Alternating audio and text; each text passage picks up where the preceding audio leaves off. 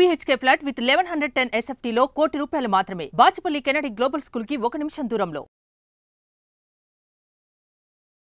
నమస్తే, welcome to Suman TV. నేను విష్ణు. ప్రస్తుతంతో పాటు సర్టిఫైడ్ ఫైనాన్షియల్ ప్లానర్ మాధవిరెడ్డి గారు ఉన్నారు. వారితో మాట్లాడదాం.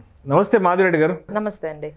మాధవిరెడ్డి గారు, ఇప్పుడు ఈ మ్యూచువల్ ఫండ్స్లో ఇన్వెస్ట్మెంట్స్ విషయానికి వస్తే, అంటే ఏ ఏజ్ ప్రకారం, ఏ ఏజ్ క్రైటీరియా ప్రకారం ఎవరెవరికి ఎటువంటి స్కీమ్స్ యాప్ట్ అంటారు అసలు?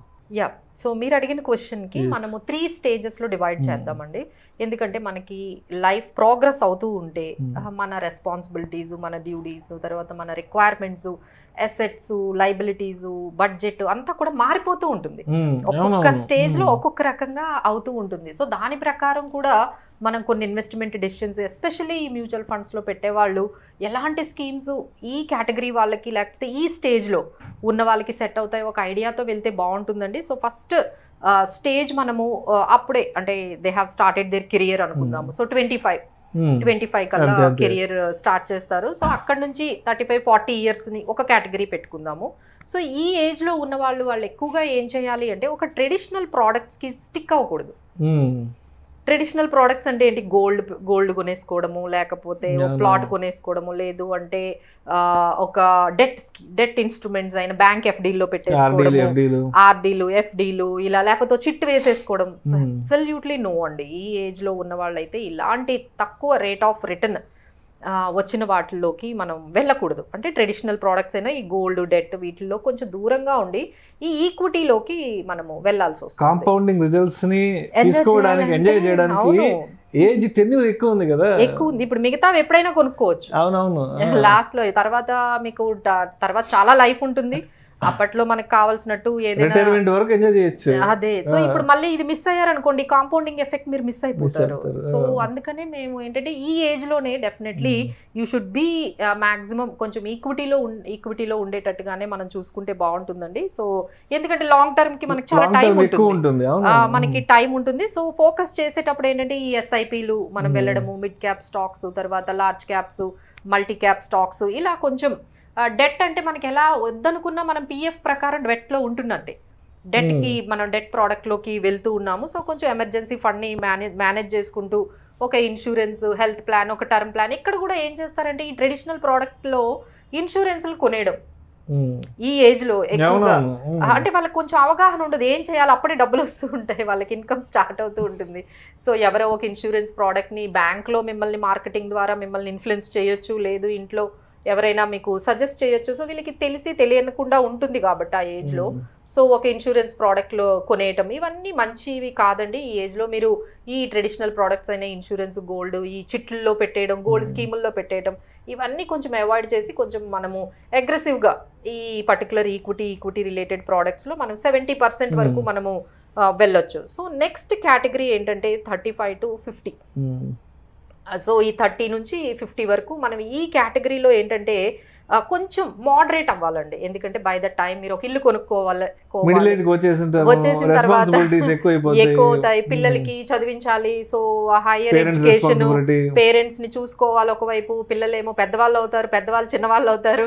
సో ఆల్ రెస్పాన్సిబిలిటీస్ మీకు బాగా కన్ఫ్యూజ్డ్. అండ్ స్టేజ్ ఏంటంటే ఈ 35 నుంచి ఈ 55 వరకు అది శాండ్విచ్ ఏజ్ అంటాం మేమైతే. శాండ్విచ్ ఒకవైపు పిల్లలు పెద్దవాళ్ళు అవుతుంటారు, పెద్దవాళ్ళ భారాలన్నీ వీళ్ళ మీద పడుతూ ఉంటాయి. ఒకవైపు పెద్ద గోల్స్ అండి, అంటే like retirement is very important goal at the time. మనకి కనిపిస్తూ ఉంటుంది అమ్మో రిటైర్మెంట్ దగ్గర పడిపోతున్నాం, ఏదైనా మనం చేయాల్సిందే అనేది ఒకవైపు అయితే, ఇల్లు కొనుక్కోవాలి అనే పెద్ద కమిట్మెంట్స్ ఈ ఏజ్ లో మరీ సీరియస్ గా ఆలోచిస్తూ ఉంటారు. అలానే పిల్లల హైయర్ ఎడ్యుకేషన్ గురించి కూడా ఇప్పుడే ఆలోచిస్తూ ఉంటారు. సో ఈ టైంలో ఏంటంటే ఎక్కువ రిస్క్ తీసుకోకూడదండి, కొంచెం మోడరేట్ చేసుకోవాలి. ఇలాంటి టైంలో కొంచెం ఈ స్కామ్స్లోకి వెళ్ళిపోవడం, లేకపోతే ఈ రిటర్న్స్ ఎక్కువగా వచ్చే వాటిల్లోకి వెళ్ళిపోవడము, ఇలా మనం కొంచెం డైవర్ట్ అయిపోయే ఏజ్ కూడా. ఎందుకంటే మీ దగ్గర ఇన్కమ్ ఉంటుంది, మీ ప్రొఫైల్ కూడా కొంచెం పెద్దదవుతుంది, మీ దగ్గర ఎప్పుడైతే ఇన్కమ్ ఉందంటే ఎక్కువ రిస్క్ తీసేసుకుందాము అనేటట్టుగా ఉంటుందండి. బట్ ఇక్కడ ఏంటంటే చాలా క్యాలిక్యులేటివ్గా ఆలోచించి మీరు క్యాలిక్యులేటివ్ రిస్క్ తీసుకొని కొంచెం మోడరేట్ చేసుకుంటూ వెళ్తూ ఉండాలంటే. సో ఇక్కడైతే మీకు లార్జ్ క్యాప్ సంబంధించినవి కానీ, లేకపోతే ఈ మల్టీ క్యాప్స్ కానీ, లేకపోతే balanced advantage funds, hybrid funds, ఇలాంటివి మల్టీ అసెట్ ఎలొకేషన్ ఫండ్స్, ఇలాంటివి కొన్ని ఉన్నాయా లేదా అనేది మనము చెక్ చేసుకోవాలండి. ఈ టైంలోనే చాలా మంది డెట్స్ కూడా అక్యుములేట్ చేసేస్తూ ఉంటారు.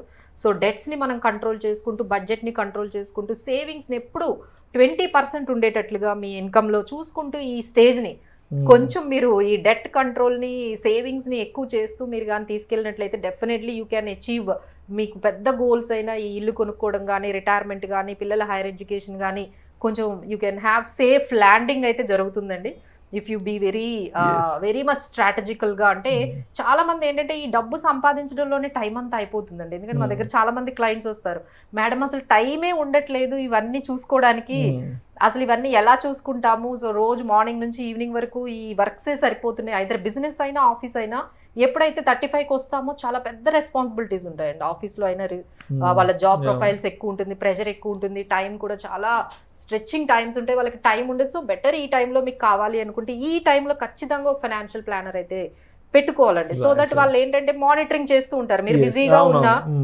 వాళ్ళు మీరు చేసిన మిస్టేక్స్ ఏమైనా ఉంటే కొంచెం దాన్ని మళ్ళీ సైడ్ ట్రాక్ లేకుండా మళ్ళీ దాన్ని మరి కరెక్ట్గా తీసుకెళ్లడము, తర్వాత కరెక్ట్గా డెసిషన్స్ తీసుకోవడము, ఇలాంటివన్నీ మనకి జరుగుతూ ఉంటాయండి. This is the right time.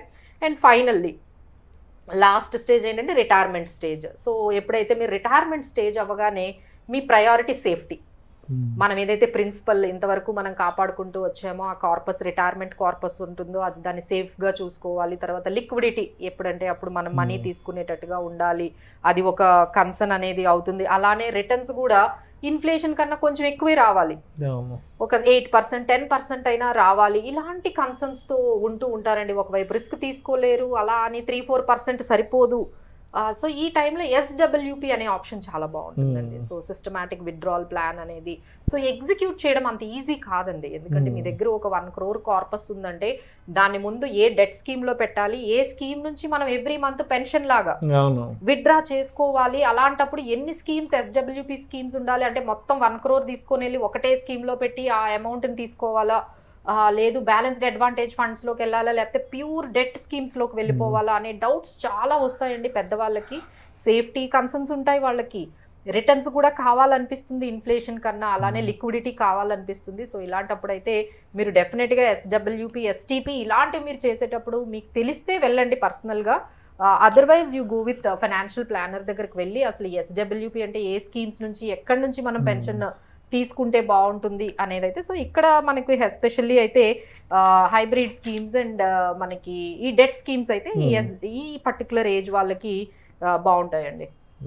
So Madhavi Reddy గారు, మరి ఇలాంటి ఫైనాన్షియల్ ప్లానింగ్లో మనం ఎటువంటి మిస్టేక్స్ని అవాయిడ్ చేసుకుని ముందుకు వెళ్ళాలంటారు? సో అన్ని స్టేజెస్కి కలిపి కొన్ని కామన్ థింగ్స్ అండి, things to do, things not to do కొన్ని ఉన్నాయి. సో అన్ని స్టేజెస్ వాళ్ళు హెల్త్ ఇన్సూరెన్స్ చెక్ చేసుకోవాలి.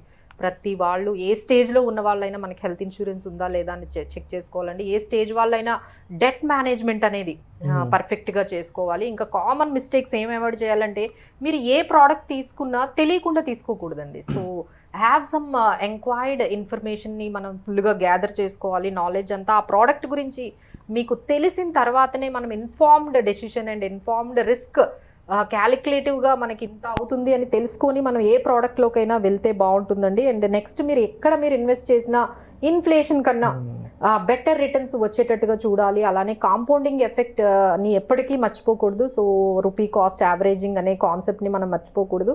So these are all the things which is common అండి. అండ్ వన్ మోర్ థింగ్ ఏంటంటే better approach financial planner. I know this is not so easy, మేము చెప్పినంత ఒక 10 minutes చెప్పినంత ఈజీ కాదు. This entire process and journey of financial planning ప్రాసెస్లో identify చేసుకోవడం, analyse చేసుకోవడము, ఆ తర్వాత మానిటరింగ్, ఎగ్జిక్యూషన్, తర్వాత రివ్యూ చేసుకోవడం, ఇట్స్ నాట్ సో ఈజీ అండి. సో బెటర్ ఇవంతా మీకు కాంప్లికేటెడ్గా అనిపిస్తే మీరు ఫైనాన్షియల్ ప్లానర్స్ని అప్రోచ్ అవ్వచ్చండి. We are always there to help you. Thank you.